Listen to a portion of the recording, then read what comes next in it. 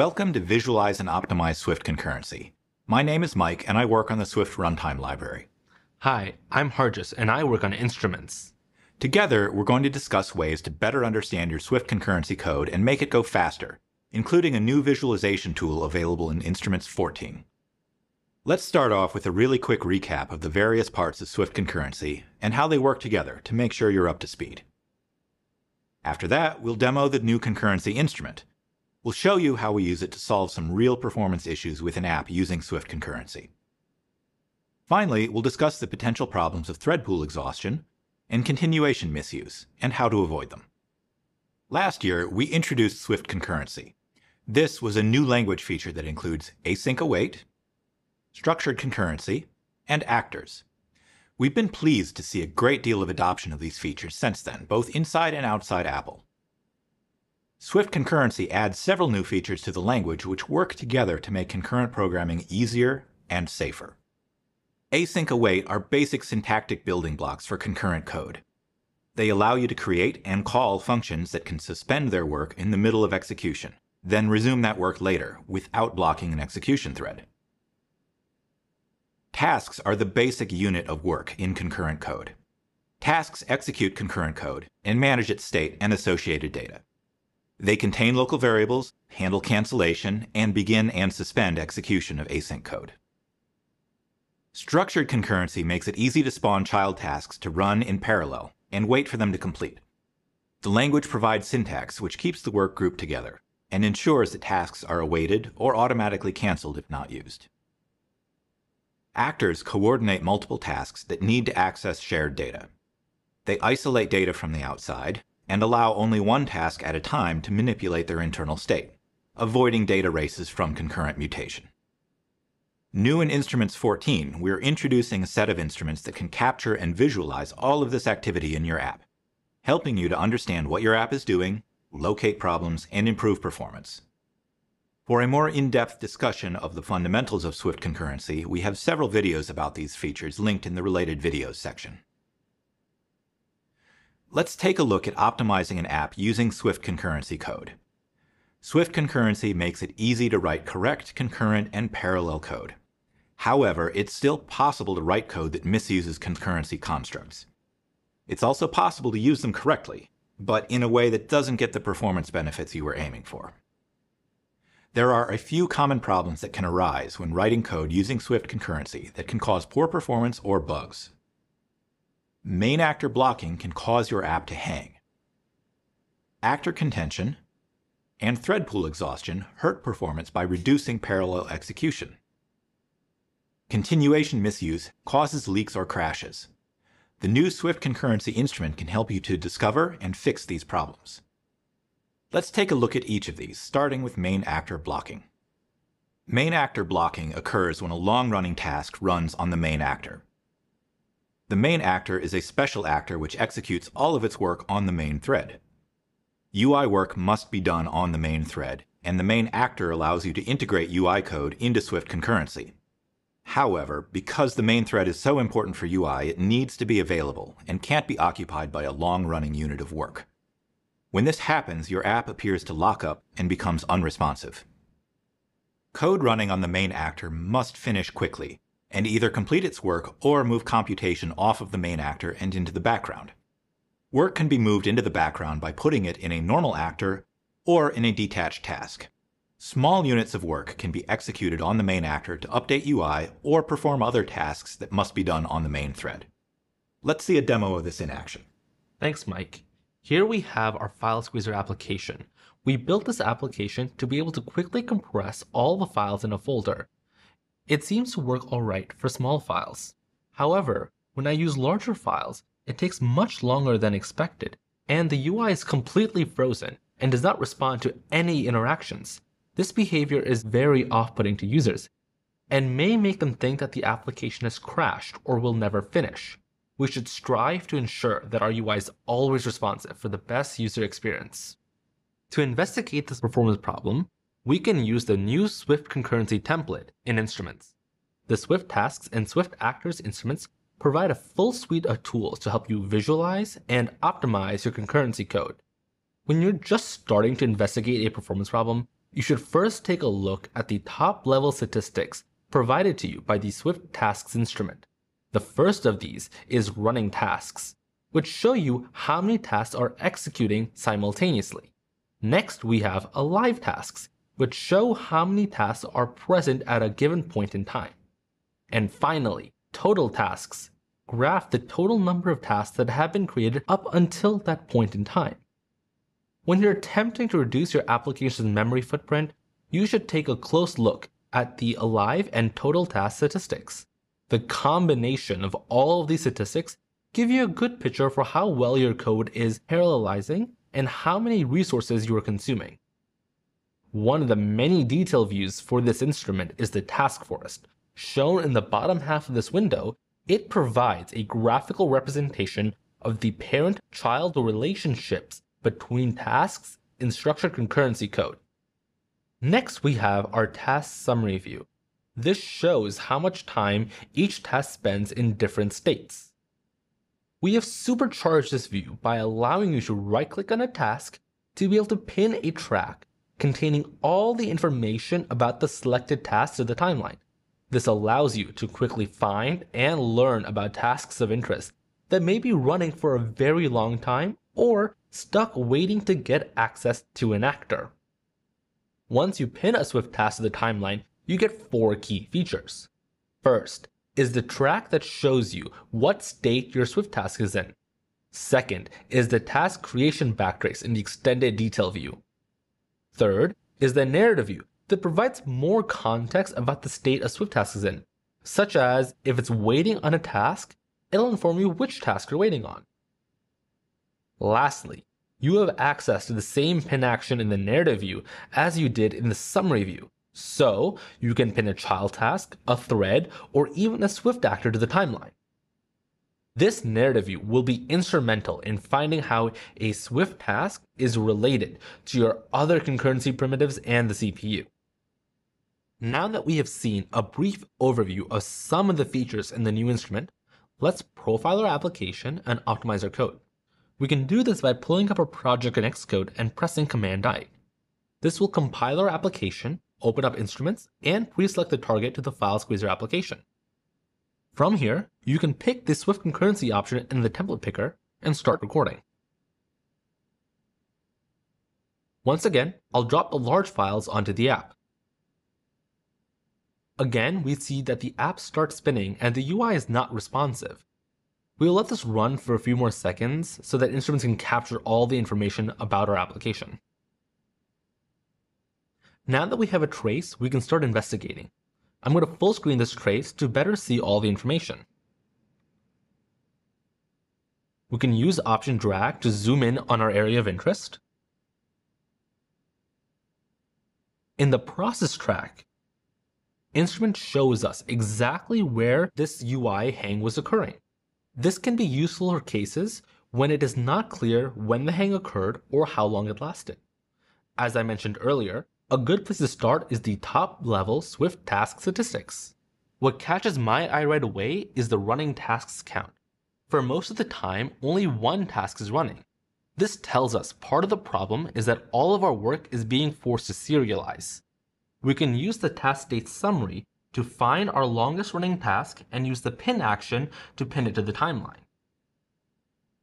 The narrative view for this task tells us that it ran on a background thread for a short amount of time, and then ran on the main thread for a long time. To further investigate, we can pin the main thread to the timeline.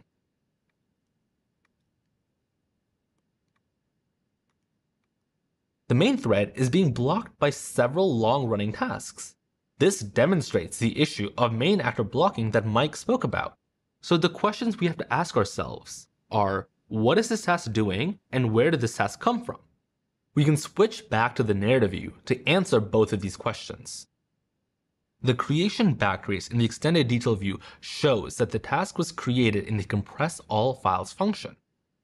The narrative view shows that the task is executing closure number 1 in compress all files. By right-clicking on this symbol, we can open this in the source viewer.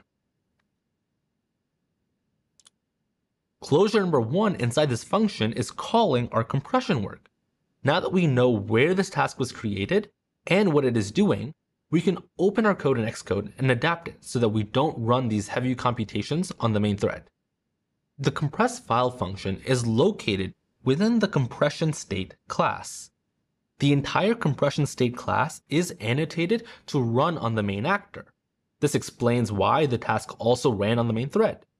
We need this entire class to be on the main actor because the @publish property here must only be updated from the main thread. Otherwise, we could run into runtime issues. So instead, we could try to convert this class into its own actor. However, the compiler will tell us we can't do this, because essentially we would be saying that this shared mutable state needs to be protected by two different actors. But that does give us a hint for what the real solution is. We have two different pieces of mutable state here within this class. One piece of state, the files property, needs to be isolated to the main actor because it is observed by Swift UI.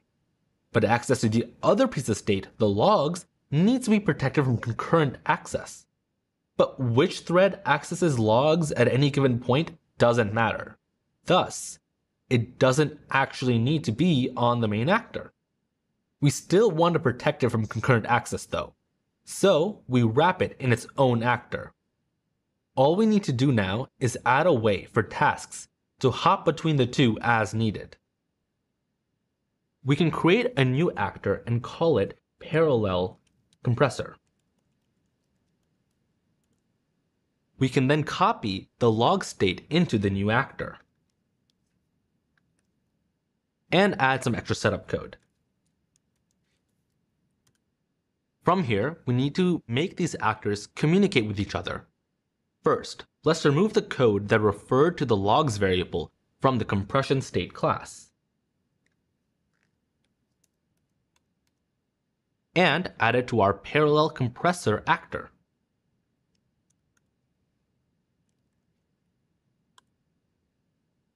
Then finally, we need to update compression state to invoke compress file on the parallel compressor.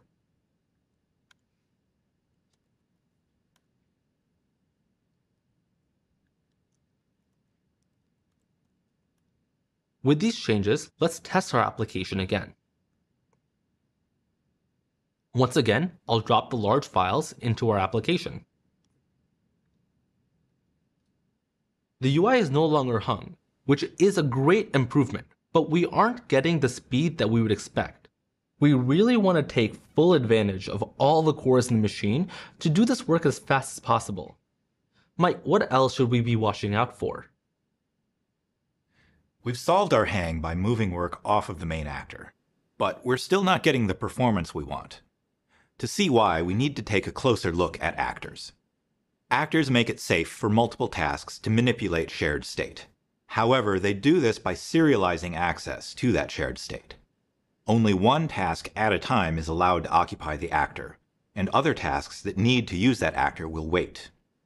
Swift Concurrency allows for parallel computation using unstructured tasks, task groups, and async let. Ideally, these constructs are able to use many CPU cores simultaneously. When using actors from such code, beware of performing large amounts of work on an actor that's shared among these tasks. When multiple tasks attempt to use the same actor simultaneously, the actor serializes execution of those tasks. Because of this, we lose the performance benefits of parallel computation. This is because each task must wait for the actor to become available. To fix this, we need to make sure that tasks only run on the actor when they really need exclusive access to the actor's data. Everything else should run off of the actor. We divide the task into chunks. Some chunks must run on the actor, and the others don't. The non-actor isolated chunks can be executed in parallel, which means the computer can finish the work much faster. Let's see a demo of this in action. Thanks, Mike. Let's take a look at the trace of our updated file squeezer application and keep in mind what Mike has just taught us. The task summary view shows us that our concurrency code is spending an alarming amount of time in the enqueued state. This means we have a lot of tasks waiting to get exclusive access to an actor. Let's pin one of these tasks to learn why. This task spends quite a while waiting to get onto the parallel compressor actor before it runs the compression work. Let's go ahead and pin the actor to our timeline. Here we have some top-level data for the parallel compressor actor. This actor queue seems to be getting blocked by some long-running tasks. Tasks should really only stay on an actor for as long as needed. Let's go back to the task narrative. After the enqueue on parallel compressor, the task runs closure number 1 in compress all files. So let's start our investigation there. The source code shows us that this closure is primarily running our compression work. Since the compress file function is part of the parallel compressor actor, the entire execution of this function happens on the actor, blocking all other compression work. To resolve this issue, we need to pull the compress file function out of actor isolation and into a detached task. By doing this, we can have the detached task only on an actor for as long as needed to update the relevant mutable state. So now, the compress function can be executed freely on any thread in the thread pool until it needs to access actor protected state. For example, when it needs to access the files property, it'll move on to the main actor. But as soon as it's done there, it moves into the sea of concurrency again, until it needs to access the logs property, for which it moves on to the parallel compressor actor. But again, as soon as it's done there, it leaves the actor again, to be executed on the thread pool. But of course, we don't have just one task doing compression work. We have many. And by not being constrained to an actor, they can all be executed concurrently, only limited by the number of threads. Of course, each actor can only execute one task at a time, but most of the time our tasks don't need to be on an actor. So like Mike explained, this allows our compression tasks to be executed in parallel and utilize all available CPU cores. So let's make this change now. We can mark the compress file function as non-isolated. This does result in a few compiler errors. By marking it as non-isolated, we told the Swift compiler that we don't need access to the shared state of this actor. But that isn't entirely true. This log function is actor isolated and needs access to the shared mutable state. In order to fix this, we need to make this function async. And then mark all of our log invocations with the await keyword.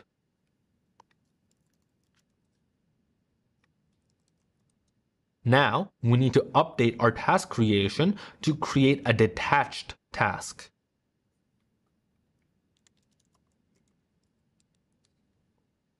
We do this to ensure the task does not inherit the actor context that it was created in. For detached tasks, we need to explicitly capture self. Let's test our application again.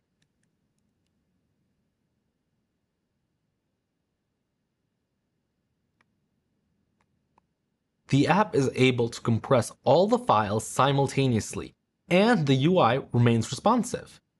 To verify our improvements, we can check the Swift actors instrument. Looking at the parallel compressor actor, most of the work executed on the actor is only for a short amount of time, and the queue size never gets out of hand. To recap, we used the instrument to isolate the cause of a UI hang, we structured our concurrency code for better parallelism, and verified performance improvements using data. Now Mike is going to tell us about some other potential performance issues.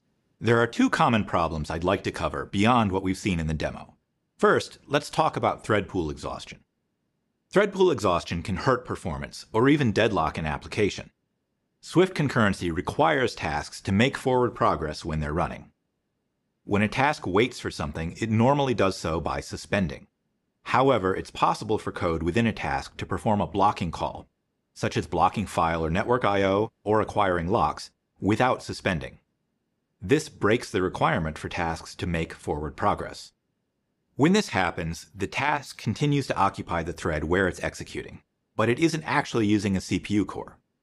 Because the pool of threads is limited and some of them are blocked, the concurrency runtime is unable to fully use all CPU cores. This reduces the amount of parallel computation that can be done and the maximum performance of your app. In extreme cases, when the entire thread pool is occupied by blocked tasks and they're waiting on something that requires a new task to run on the thread pool, the concurrency runtime can deadlock. Be sure to avoid blocking calls in tasks. File and network I/O must be performed using async APIs. Avoid waiting on condition variables or semaphores. Fine-grained, briefly held locks are acceptable if necessary, but avoid locks that have a lot of contention or are held for long periods of time. If you have code that needs to do these things, move that code outside of the concurrency thread pool, for example by running it on a dispatch queue, and bridge it to the concurrency world using continuations. Whenever possible, use async APIs for blocking operations to keep the system operating smoothly. When you're using continuations, you must be careful to use them correctly. Continuations are the bridge between Swift concurrency and other forms of async code. A continuation suspends the current task and provides a callback, which resumes the task when called. This can then be used with callback-based async APIs. From the perspective of Swift concurrency, the task suspends, and then it resumes when the continuation is resumed. From the perspective of the callback-based async API, the work begins and then the callback is called when the work completes. The Swift concurrency instrument knows about continuations and will mark the time interval accordingly, showing you that the task is waiting on a continuation to be called. Continuation callbacks have a special requirement. They must be called exactly once, no more, no less.